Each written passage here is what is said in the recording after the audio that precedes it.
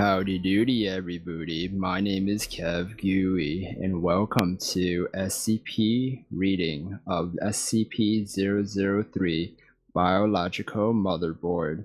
You can read along if you would like. In the description below is the link to SCP-003. Object Class Euclid. Special Containment Procedures. SCP-003 is to be maintained at a constant temperature of no less than 35 degrees Celsius and ideally kept above 100 degrees Celsius.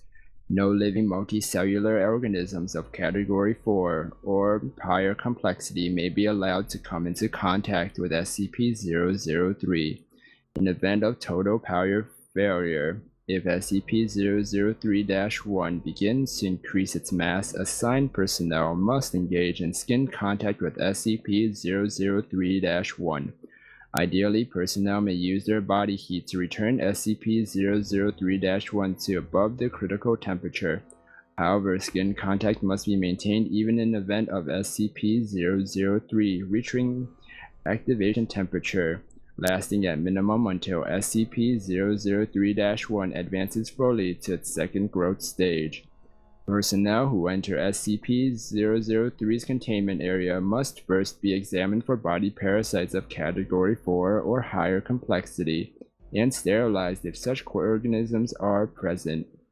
All personnel who have come in physical contact with SCP-003-1 are to immediately report for sterilization afterwards. SCP-003-1 must not be removed from SCP-003-2, except in case of emergency procedures detailed above.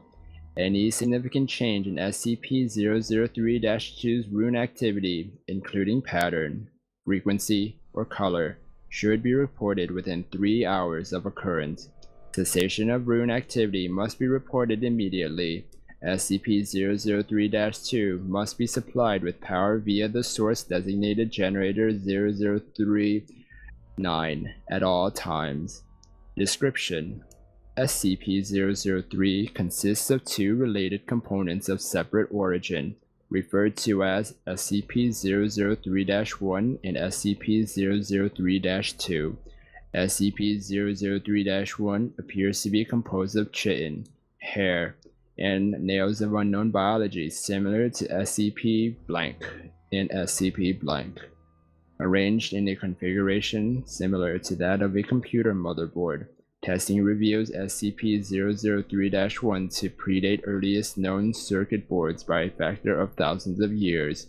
SCP-003-1 is considered sentient, but not actively dangerous except under certain conditions.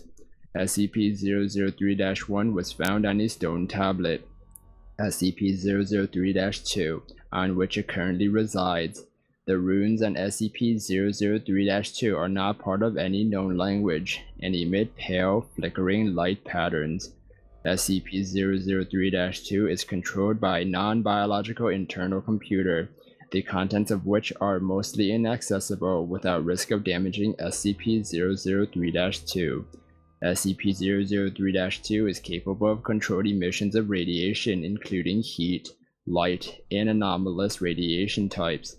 SCP-003-2 contains an internal power source of an anomalous nature, which appears to have been losing power since several centuries before discovery. It is considered probable that SCP-003-2 was created for the purpose of containing SCP-003-1. Partially interpreted data recovered from SCP-003-2 may refer to a past and/or potential future LK class restructuring event caused by SCP-003-1.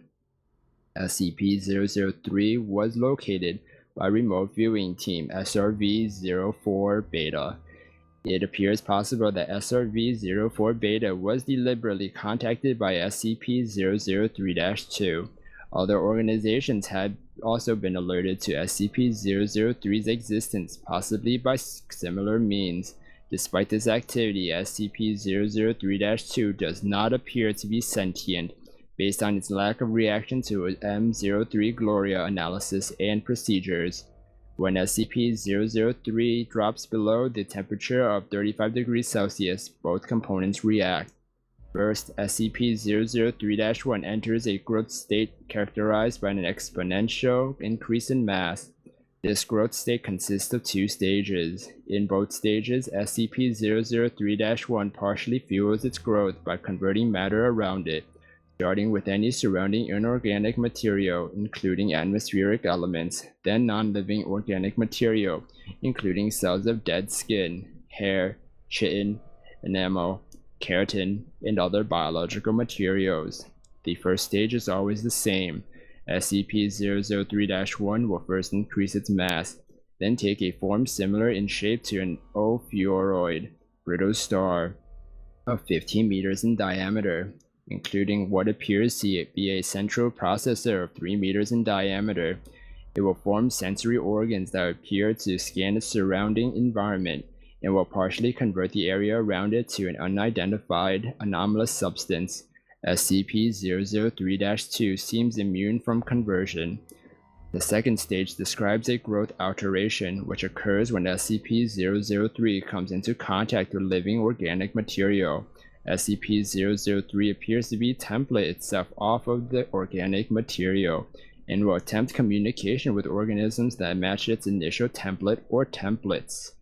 In its second stage, SCP-003-1 may pause, slow, or change its growth, and will also convert inorganic and non-living organic elements into functionally similar structures while anomalously altering their physical makeup.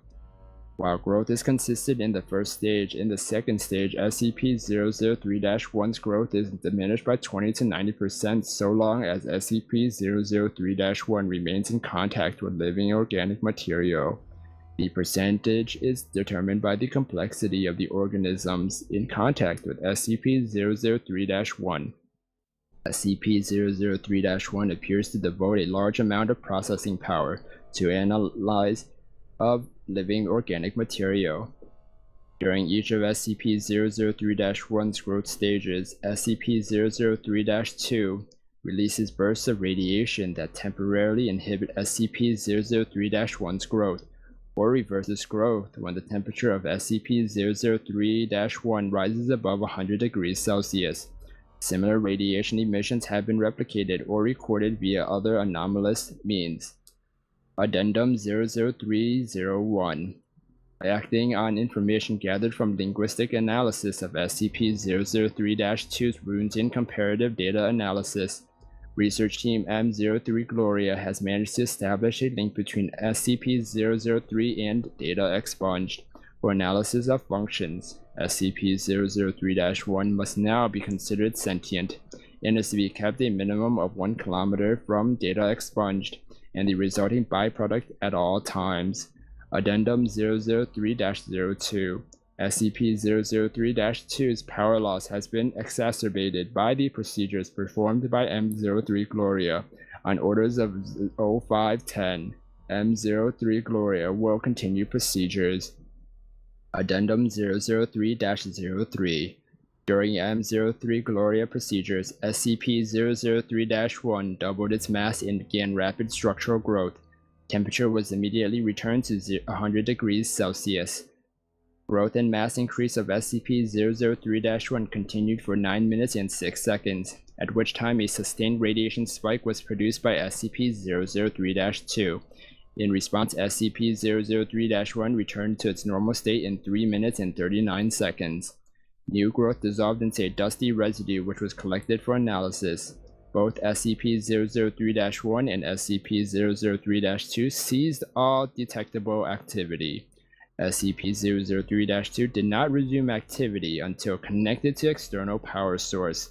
SCP-003-2's runes glowed uniformly gray and did not resume normal activity for 3 hours.